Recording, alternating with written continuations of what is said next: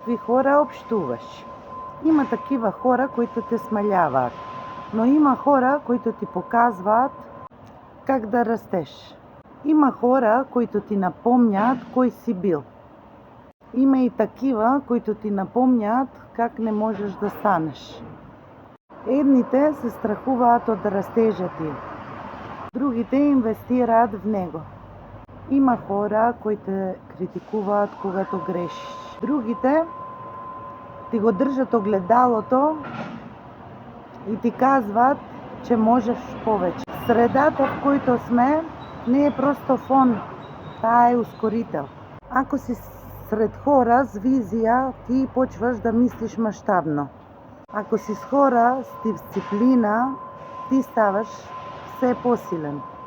Ако си сред лидери, ти ставаш лидер. Растежа не е случаен. Растежа е избор и затоа внимавај с когото врвиш напред в живота си.